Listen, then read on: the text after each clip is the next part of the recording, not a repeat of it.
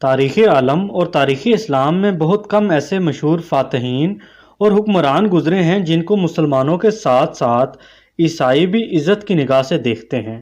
ان کی بہادری، رحم دلی، دانش مندی کے قائل ہو کر ان کی مثالیں دیتے ہیں۔ انہی عظیم ترین ناموں میں ایک نام سلطان صلاح الدین ایوبی کا ہے، جو کہ ایوبی سلطنت کے بانی تھے۔ ان کا پورا نام سلطان صلاح الدین یوسف بن ایوب ہے اور وہ 1138 عیسوی میں موجودہ عراق کے شہر تکریت میں پیدا ہوئے۔ ان کی قیادت میں ایوبی سلطنت نے مصر، شام، یمن، عراق، حجاز اور دیار باکر پر حکومت کی۔ سلطان صلاح الدین ایوبی کو فاتح بیت المقدس بھی کہا جاتا ہے، جنہوں نے 1187 عیسوی میں یورپ کی متحدہ فوج کو عبرت ناک شکست دے کر قبلہ اول بیت المقدس کا قبضہ چھڑوایا تھا۔ سلطان صلاح الدین ایوبی نسلاً کرد تھے اور 1138 عیسوی میں کردستان کے اس حصے میں پیدا ہوئے جو اب عراق میں شامل ہے۔ شروع میں سلطان نور الدین زنگی کے ہاں ایک فوجی افسر تھے، جبکہ مصر کو فتح کرنے کے لیے شیر کوہ کی قیادت میں، جو کہ سلطان صلاح الدین ایوبی کے چچا بھی تھے، مصر پر حملہ کیا گیا۔ اس میں سلطان صلاح الدین ایوبی بھی شامل تھے، لہذا مصر کی فتح کے بعد 1171 عیسوی میں انہیں مصر کا حاکم مقرر کر دیا گیا۔ اسی عرصہ کے دوران انہوں نے یمن کو بھی فتح کر لیا۔ دوستو، نور الدین زنگی کے انتقال کے بعد چونکہ ان کی کوئی لائق اولاد نہیں تھی، لہذا سلطان صلاح الدین ایوبی 1174 عیسوی میں حکمرانی پر فائز ہوئے اور یہاں سے انہوں نے مزید فتوحات کا ایک سلسلہ شروع کیا اور دیکھتے ہی دیکھتے 1182 عیسوی تک شام، موصل، حلب وغیرہ کو فتح کر لیا اور یوں اپنی سلطنت کو مزید وسعت دی اور اپنی جنگی کارناموں میں نور الدین زنگی پر بھی بازی لے گئے۔ سلطان صلاح الدین ایوبی میں جہاد کا جذبہ کوٹ کوٹ کر بھرا ہوا تھا اور بیت المقدس کی فتح ان کی زندگی کی سب سے بڑی خواہش تھی۔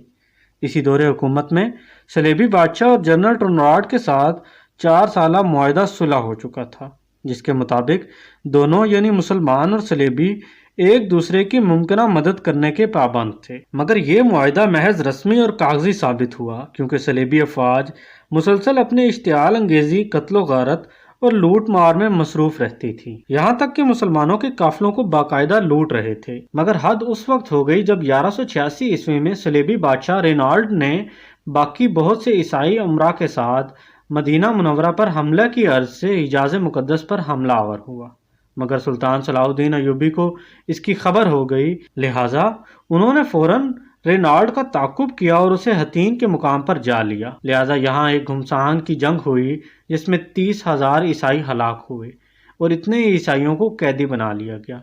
کیونکہ اس موقع پر سلطان صلاح الدین ایوبی نے جنگی سوجھ بوجھ اور عقل مندی کا مظاہرہ کرتے ہوئے ایک آتش گیر مادہ زمین پر ڈلوا دیا تھا، جس سے زمین پر آگ بھڑک اٹھی تھی، جس سے صلیبیوں کی کمر ٹوٹ گئی۔ تاریخی حوالوں میں یہ بھی لکھا ہے کہ اردن میں کرد نامی قلعے کا بادشاہ رینالڈ نامی ایک صلیبی بادشاہ تھا۔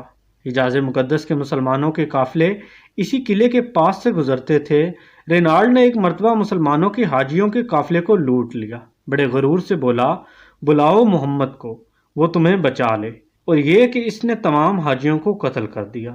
دوستوں، یہ خبر جب سلطان صلاح الدین ایوبی تک پہنچی تو وہ غصے سے تل ملا اٹھے اور اس موقع پر قسم اٹھائی کہ جب تک میں ظالم کو اپنے ہاتھوں سے قتل نہیں کروں گا تب تک چین کی نیند نہیں سوؤں گا۔ اسی دوران 3.25 سال کے عرصے تک سلطان کبھی کروٹ لگا کر نہ لیٹے، جب زیادہ نیند ستاتی تو پائیدان کے ساتھ ٹیک لگا کر اپنی نیند پوری کر لیتے۔ دوستوں، دوسری مرتبہ اسی رینالڈ بادشاہ نے ایک مزید ناپاک حرکت کرتے ہوئے حجاز مقدس کی طرف اپنی فوج کے ساتھ لشکر کشی کی، مگر یمبو کی بندرگاہ پر پہنچنے پر اس نے موسمی حالات کا سامنا کیا اور اسے لگا کہ مزید اس سے آگے نہیں جایا جائے گا، لہٰذا اسی طرح وہ واپس لوٹ آیا۔ اس موقع پر سلطان صلاح الدین ایوبی کو اس بات کی خبر ہوئی تو انہوں نے رینالڈ کے قتل کی دوبارہ قسم کھائی۔ دوستوں، سلطان صلاح الدین ایوبی کو صلیبی اپنی حکومت اور نسل کے لیے بڑا خطرہ قرار دیتے تھے کیونکہ وہ ان کی ذہانت، بہادری اور جنگی حکمت عملی کے قائل تھے، لہٰذا اس بار انہوں نے 12 عیسائی بادشاہوں کا گٹھ جوڑ قائم کیا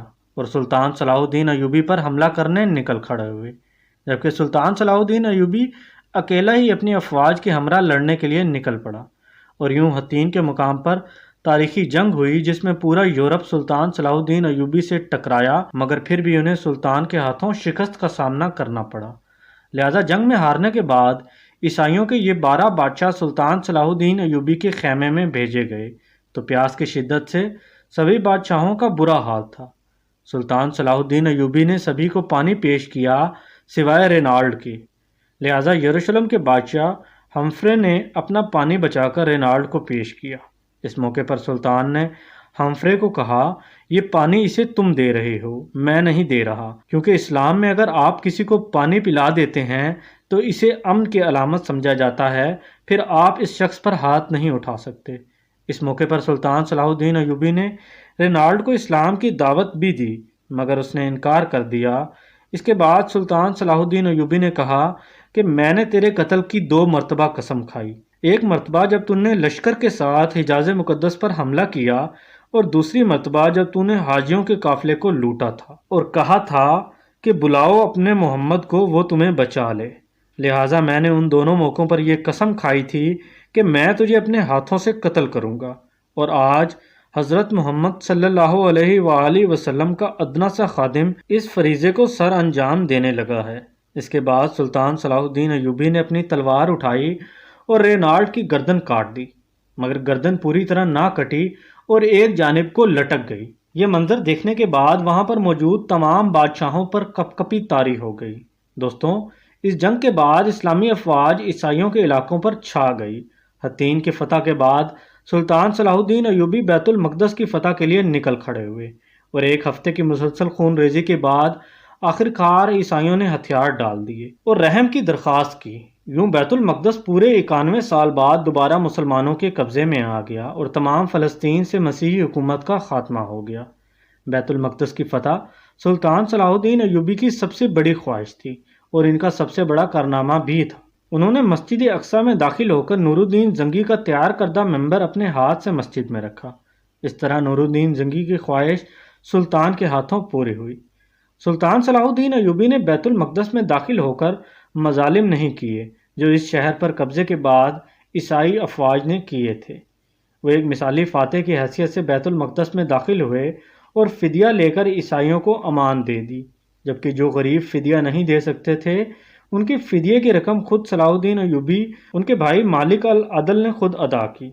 دوستوں، بیت المقدس کی فتح کے بعد چونکہ تمام مسیحی حکومت ختم ہو چکی تھی جو فلسطین میں 1099 عیسوی سے قائم تھی، اور تمام فلسطین مسلمانوں کے قبضے میں آ گیا، جو کہ 761 سال تک مسلسل مسلمانوں کے قبضے میں رہا، یہاں تک کہ 1948 میں امریکہ، برطانیہ اور فرانس کی مشترکہ سازش سے فلسطین کے علاقے میں یہودی سلطنت قائم کی گئی جس کا نام اسرائیل رکھا گیا، اور بیت المقدس کا نصف حصہ یہودیوں نے قبضے میں لے لیا۔ 1967 کی عرب اسرائیل جنگ میں بیت المقدس پر اسرائیلیوں نے دوبارہ قبضہ کر لیا، اور یوں آج بھی قبلہ اول بیت المقدس کسی سلطان صلاح الدین ایوبی کا منتظر ہے۔ دوستوں، بیت المقدس پر قبضے کی خبر جب یورپ پہنچی تو تمام یورپ میں کوہرام مچ گیا، ہر طرف لڑائی کی تیاریاں شروع ہونے لگی۔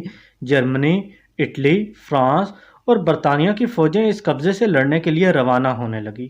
یورپ کی اس متحدہ فوج کی تعداد 6 لاکھ کے قریب تھی۔ عیسائی فوج نے اب تک اتنی عظیم الشان فوج قائم نہیں کی تھی۔ یہ عظیم الشان لشکر یورپ سے روانہ ہوا، اوریکا کی بندرگاہ کا محاصرہ کر لیا، جبکہ سلطان صلاح الدین ایوبی نے تنہا اوریکا کی حفاظت کے لیے تمام انتظامات مکمل کر لیے تھے، مگر صلیبیوں کو مسلسل یورپ سے مدد پہنچ رہی تھی، لہذا اس مارکے میں 10,000 سے زائد عیسائی قتل ہونے کے باوجود صلیبیوں نے محاصرہ جاری رکھا، جبکہ دوسری طرف سلطان صلاح الدین ایوبی کو کسی دوسرے اسلامی ملک کی مدد حاصل نہ تھی، اس لیے صلیبی ناکہ بندی کی وجہ سے اہل شہر اور سلطان کا تعلق ٹوٹ گیا، اور سلطان باوجود اپنی پوری کوشش کے مسلمانوں کو مزید تحفظ فراہم نہ کر سکے، لہذا تنگ آ کر شہر کے لوگوں نے امان کے وعدے پر اپنے شہر کو عیسائیوں کے حوالے کر دیا۔ فریقین کے درمیان معاہدہ طے ہوا جس کے مطابق مسلمانوں نے 2 لاکھ اشرفیہ فدیہ جنگ ادا کرنے کا وعدہ کیا، اور صلیب اعظم نے 500 عیسائی قیدیوں کی واپسی پر مسلمانوں نے ہتھیار ڈال دیے۔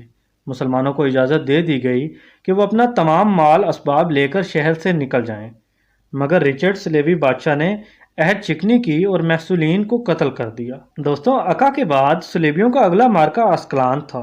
یہاں پہنچنے سے پہلے عیسائیوں کا سلطان صلاح الدین ایوبی نے 11 مرتبہ مقابلہ کیا۔ سب سے اہم مارکہ اسروف کا تھا، جس میں سلطان نے بہادری اور جواں مردی کی عظیم مثالیں پیش کی، جن کی بدولت صلیبیوں کے حوصلے پست ہو گئے۔ مگر چونکہ کسی مسلمان حکومت خصوصاً خلیفہ بغداد کی طرف سے کوئی مدد نہیں پہنچی تھی، لہٰذا سلطان کو پسپائی اختیار کرنا پڑی۔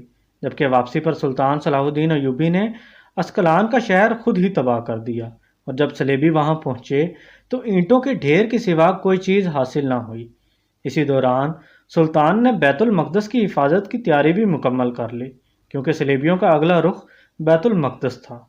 یوں سلطان نے اپنی مختصر فوج کے ساتھ اس قدر عظیم لشکر کا جواں مردی سے مقابلہ کیا اور اتنی بہادری اور دانش مندی سے لڑے کہ صلیبیوں کو فتح کی کوئی امید نہ رہی، لہٰذا وہ صلح کی درخواست کرنے لگے۔ یوں فریقین میں صلح کا معاہدہ طے ہوا، جس کے مطابق 3 شرطیں رکھی گئی۔ پہلی شرط، بیت المقدس مسلسل مسلمانوں کے قبضے میں رہے گا۔ دوسری شرط، حیفا، یافا، آقا کے شہر صلیبیوں کے قبضے میں جائیں گے۔ تیسری شرط، اسکلان آزاد علاقہ تسلیم کیا جائے گا اور زائرین کو مسلسل آمد و رفت کی اجازت ہوگی۔ اور یوں اس معاہدے کے بعد تیسری صلیبی جنگ کا خاتمہ ہو گیا۔ اس جنگ میں صلیبیوں کو سوائے ایک شہر آقا کے علاوہ کچھ بھی حاصل نہ ہوا اور وہ ناکام واپس لوٹ گئے۔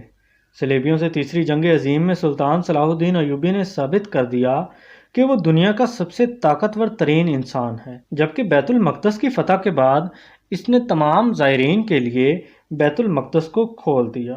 یوں زائرین کا ایک ہجوم بیت المقدس پر ٹوٹ پڑا، لہٰذا صورتحال کو دیکھتے ہوئے خلیفہ وقت نے سلطان صلاح الدین ایوبی کو مشورہ دیا کہ پوری دنیا سے آنے والے زائرین کا طریقہ کار واضح کیا جائے اور چند ہی لوگوں کو یہاں آنے کی اجازت دی جائے۔ جبکہ اس کے جواب میں سلطان صلاح الدین ایوبی نے جواب دیا کہ لوگ پوری دنیا سے کئی سو میل کا فاصلہ طے کر یہاں زیارت کے لیے آتے ہیں، لہٰذا اس مقدس جگہ کی زیارت سے روکنا ان سے ناانصافی ہوگی۔